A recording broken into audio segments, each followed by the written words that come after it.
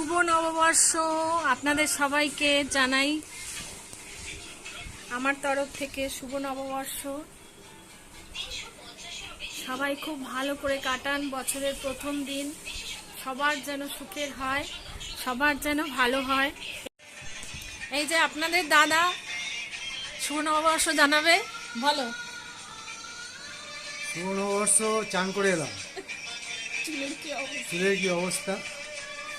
আজকে দিনটা শুরু, সপ্তাহ শুরু না, আজকে কি রোববার তো নাকি? বার ভুলে গেছি।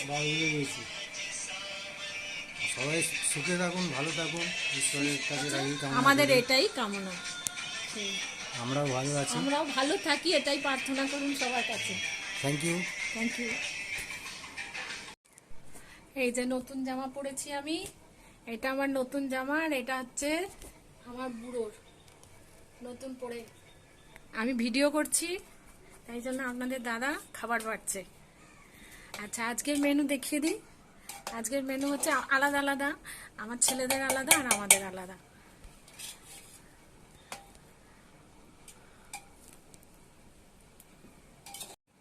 ঘরের দাদা বৌদি আবার বলো। আজকে ঘরের দাদা বৌদি বিরিয়ানি। আচ্ছা, আজকের প্লেন বিরিয়ানি আর চিকেন আলাদা। না, চিকেন দিয়ে। কোথায় চিকেন? হ্যাঁ, ভেতরে চিকেন আছে। ভেতরে চিকেন আছে। হ্যাঁ, এই যে চিকেন বিরিয়ানি ছেলেদের জন্য, আর আমাদের জন্য এই যে সাদা ভাত, আলু ভাজা, মাছের মাথা দিয়ে মুগের ডাল, আর চিকেন কষা, আর আমের টক। গন্ধরাজ লেবু কোথায় গেল আমার লেবু? এই যে গন্ধরাজ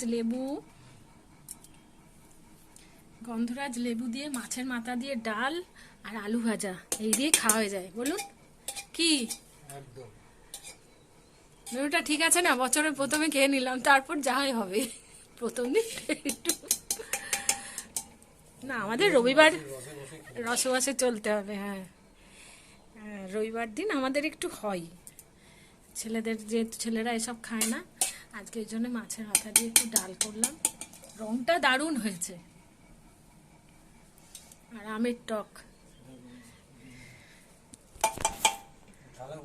হ্যাঁ, তোমার থালা নামাইনি, দিচ্ছি।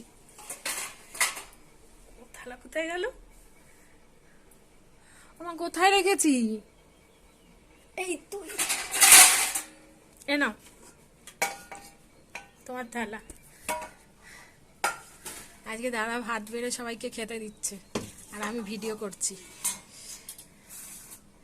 লাগলো হাতে, ভাত বাড়ছে।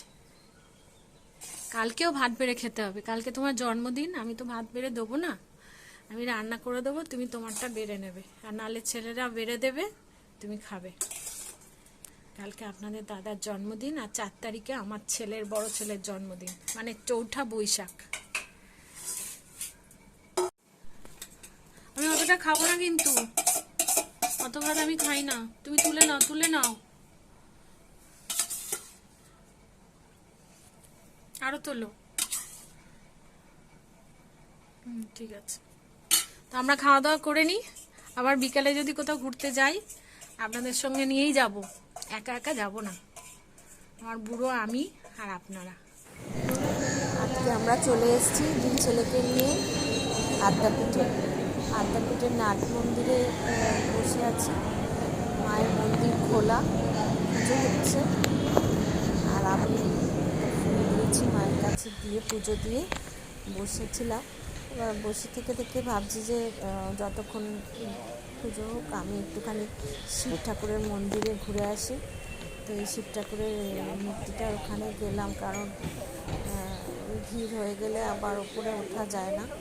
দিয়ে একটা মা বসেছিলেন, ওনাকে সবাই দেখছি তারা মা বলে ডাকছে।